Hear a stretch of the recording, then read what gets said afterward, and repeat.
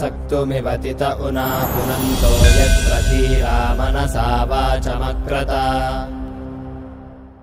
ఓం నమో గణపతయే. చాలా ముఖ్యమైనటువంటి ఒక సూచన, ఒక ప్రార్థన కూడాను. ప్రతి హిందువు కూడా వెంటనే తత్క్షణమే చేయవలసినటువంటి ఒక ముఖ్య ప్రక్రియ గురించి, ముఖ్యమైనటువంటి కార్యం గురించి ఈ వీడియో చేయడం జరుగుతూ ఉన్నది. మనం అందరూ కూడా మధ్యతరగతి వాళ్ళం.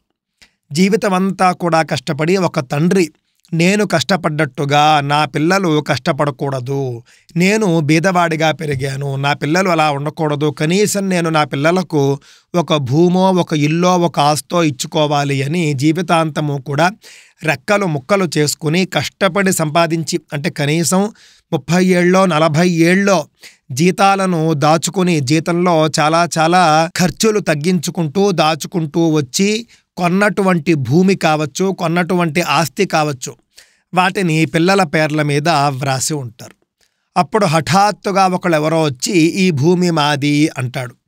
అంటే ఇతనికి ఎలా ఉంటుందండి? 40 ఏళ్ల పాటు ఇంట్లో కూడా ఖర్చులు తగ్గించుకుని, సుఖాలను త్యాగం చేసి, పిల్లల కోసం, పిల్లల భవిష్యత్తు కోసం, పిల్లల చదువు కోసము అని చెప్పేసి 40 ఏళ్ల జీతం, అంటే 40 ఏళ్ల రక్తం, 40 ఏళ్ల కష్టం, దాంతో కొన్నటువంటి ఒక ఆస్తిని ఎవడో ఒక అనామకుడు వచ్చి ఇది మాది ఇచ్చేసేయండి అని అంటే కనుక, మాది అన్నవాడు చాలా సులువుగానే మాది అన్నప్పటికీ కూడా అది నీది కాదురా నాది అని ఇతను తేల్చాలి అని అంటే కనుక, నిరూపించుకోవాలి అని అంటే కనుక సుప్రీంకోర్టు వరకు వెళ్ళాల్సినటువంటి దుస్థితి దాపురిస్తుంది అని అంటే కనుక ఎంత అన్యాయమో చూడండి. మనమంతా కూడా, హిందువులంతా కూడా ఎంతో కష్టపడి సంపాదించుకునేటటువంటి ఆస్తిపాస్తులు ఒక్క క్షణంలో మావి అని చెప్పి అన్నీ కూడా స్వాధీనం చేసుకోవడము అనంటే కనుక ఎంత దారుణమైనటువంటి విషయం.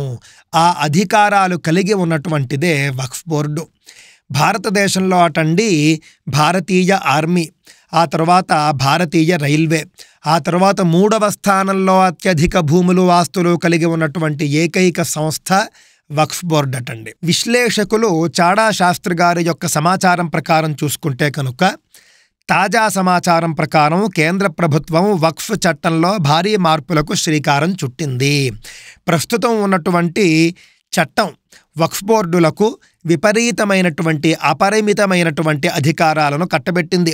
ఎంత అధికారం ఉంది అనంటే కనుక, దేశంలో ఏ ఆస్తి అయినా కూడా ఒకసారి గతంలో వక్ఫ్ ఆస్తిగా ఉంటే కనుక, నేడు ఆ ఆస్తి ఎవరి చేతుల్లో ఉన్నా కూడా వక్ఫ్ బోర్డు దానిని తమ ఆస్తిగా ప్రకటించగలదు. వక్ఫ్ ఆస్తుల నిర్వహణకు గాను వక్ఫ్ బోర్డులకు అధికారాలు కల్పించడమే లక్ష్యంగా నెహ్రూ ప్రభుత్వంలో వక్ఫ్ చట్టం 1954లో ఉనికిలోకి వచ్చిందట. తర్వాత ఇది కేంద్రీకృతమైంది. అప్పటి నుండి ఇది చాలాసార్లు సవరించబడింది. అయితే 2012లో కాంగ్రెస్ నేతృత్వంలోని యూపీఏ ప్రభుత్వం ప్రాథమిక వక్ఫ్ చట్టాన్ని సవరించి వక్ఫ్ బోర్డులకు అపరిమితమైనటువంటి అధికారాలు కట్టబెట్టింది. నిజానికి మొదట్లో వక్ఫ్ భారతదేశంలో దాదాపు 52,000 ఆస్తులను కలిగి ఉండేది.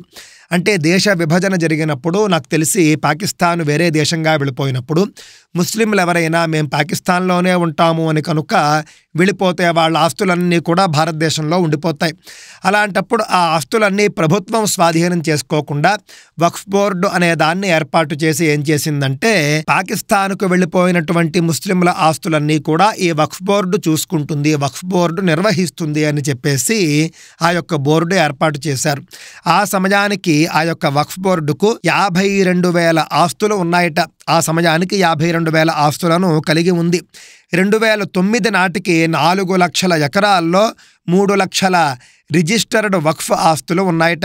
2022 నాటికి 8 లక్షల ఎకరాల భూమిలో 8,65,646 రిజిస్టర్డ్ వక్ఫ్ ఆస్తులు ఉన్నాయట. అంటే వక్ఫ్ భూమి కేవలం 13 ఏళ్లలోనే రెట్టింపైపోయిందట. నేటికి సుమారు ఈ 8.7 లక్షల ఆస్తులు 9,40,000 ఎకరాల్లో ఉన్నాయట. ఆస్తులు ఎలా పెరిగాయి అనంటే కనుక వక్ఫ్ బోర్డు ప్రైవేటు హిందూ ఆస్తులు మరియు పబ్లిక్ స్టేట్ ఆస్తులపై దావా వేస్తోంది. వివిధ రెవెన్యూ శాఖలు మరియు సెక్యులర్ స్టేట్ ప్రభుత్వాలు వక్ఫ్ దావాలను ఆమోదిస్తున్నాయి. అంతేకాకుండా కాంగ్రెస్ ప్రభుత్వాలు ఈ విషయంలో చాలా ఉదారంగా వ్యవహరిస్తూ ప్రభుత్వ ఆస్తులు కూడా వక్ఫ్ పరం చేశాయట. ఉదాహరణకు 2014కు ముందు యూపీఏ ప్రభుత్వం కేంద్రంలో అధికారంలో నుండి దిగిపోయే ముందు మార్చి నెలలో ఢిల్లీలో 123 విలువైన ఆస్తులను వక్ఫ్ బోర్డు పరం చేసింది. నిజానికి అప్పటికే వీటి మీద ఢిల్లీ హైకోర్టు స్టే ఉంది. అయినా కూడా అది ఏమాత్రమూ పట్టించుకోకుండా వక్ఫ్ బోర్డుకి కాంగ్రెస్ ధారాదత్తం చేసేసింది. ఇలా వక్ఫ్కి ఆస్తులు కట్టబెట్టడం చట్టవిరుద్ధము అని ఢిల్లీ హైకోర్టులో కేసు దాఖలైంది. ఈ 123 ఆస్తులు పూర్తిగా ఇన్స్పెక్ట్ చేసి తమకు రిపోర్టు ఇవ్వాలి అని కేంద్ర ప్రభుత్వాన్ని హైకోర్టు ఆదేశించింది. అంతేకాకుండా 2022లో తమిళనాడులో ఒకరు తన భూమి అమ్ముకుందాము అనంటే వక్ఫ్ నుండి ఎన్ఓసి అంటే నో అబ్జెక్షన్ సర్టిఫికెట్ తెచ్చుకోమన్నారట రిజిస్ట్రారు. ఎందుకు అని ఆరా తీస్తే ఆ గ్రామంలో గల 1100 సంవత్సరాల పురాతన ఆలయంతో సహా మొత్తం గ్రామాన్ని వక్ఫ్ తన ఆస్తిగా ప్రకటించుకుందిట. దాంతో గ్రామస్తులు బిత్తరపోయారట. ఈ సంఘటనలు అన్నింటి మీద కూడా దృష్టి సారించినటువంటి కేంద్ర ప్రభుత్వం ప్రస్తుతం వక్ఫ్ బోర్డులకు కాంగ్రెస్ కట్టబెట్టినటువంటి అపరిమితమైనటువంటి అధికారాలకు చెక్ పెడుతూ ప్రస్తుతం ఉన్నటువంటి వక్ఫ్ చట్టానికి సవరణలు తీసుకువస్తూ ఉన్నట్లుగా మీడియాలో కథనాలు వస్తూ ఉన్నాయి. ఇప్పటికే ఈ సవరణలకు కేంద్ర కేబినెట్ ఆమోదం తెలిపింది అనేది చాడా శాస్త్రి గారి విశ్లేషణ. తాజాగా జరిగినటువంటి పార్లమెంటు సమావేశాల్లో ఈ బిల్లును ప్రవేశపెట్టారు. ప్రతిపక్షాలు వ్యతిరేకించాయి. అధికార పక్షానికి మిత్రపక్షాలుగా ఉన్నటువంటి కొన్ని పక్షాలు కూడా వ్యతిరేకించాయి. అందరూ కలిసి జాయింట్ కమిటీకి సిఫారసు చేశారు. అక్కడ కూడా ఇది పూర్తిగా ఆమోదాన్ని పొంది అక్కడ అందరూ సూచించేటటువంటి సూచనలన్నీ కూడా స్వీకరించి మళ్ళీ కొత్త సవరణలతో కొత్త ఉత్సాహంతో పార్లమెంటు ముందుకు రాబోతోంది. కేంద్ర ప్రభుత్వం ఈ యొక్క వక్ఫ్ బోర్డు చట్టం ఏదైతే ఉందో అంటే వక్ఫ్ బోర్డుకు ఉన్నటువంటి అపరిమిత అధికారాలని రద్దు చేస్తూ తీసుకున్నటువంటి నిర్ణయం ఒక చట్టం, వక్ఫ్ బోర్డు రద్దు చట్టము లేకపోతే వక్ఫ్ బోర్డు సవరణల చట్టము అని పిలువబడుతుంది. ఆ చట్టం పైన మీ అభిప్రాయాలు 13వ తేదీ లోపల తెలియజేయండి అని దేశ ప్రజలను కోరింది కేంద్ర ప్రభుత్వం. ఈ యొక్క చట్టాన్ని కాపాడుకోవడం కోసం ముస్లింలు చాలామంది అంటే ముస్లింలు సాధారణ పౌరులు చేస్తున్నారు అని చెప్పను కానీ కొంతమంది మత పెద్దలు లాంటి వాళ్ళంతా కూడా వీధికి కూడా తిరిగి ఆ యొక్క మతస్థులందరినీ కూడా దీనికి వ్యతిరేకంగా ఓటింగ్ వేయమని చెప్పేసి పూర్తిగా పెద్ద స్పీకర్లు పెట్టుకుని మరీ ప్రచారం చేస్తున్నారు. కానీ హిందువులు ఏం చేయాలి? మన ఆస్తులు మనం కాపాడుకోవాలి అనంటే కనుక మీరు కూడా ఈ యొక్క చట్టానికి మద్దతుగా మీరు కేంద్ర ప్రభుత్వానికి ఆ యొక్క పార్లమెంటరీ కమిటీకి ఈమెయిల్ పంపించాలి. దానికి సంబంధించినటువంటి ఒకే ఒక URL లింక్ మీకు డిస్క్రిప్షన్లో కనిపిస్తుంది. దాని మీద మీరు క్లిక్ చేస్తే కనుక మీకు నేరుగా ఈమెయిల్లో ఓపెన్ అయిపోతుంది ఆ యొక్క విషయం అంతా కూడాను.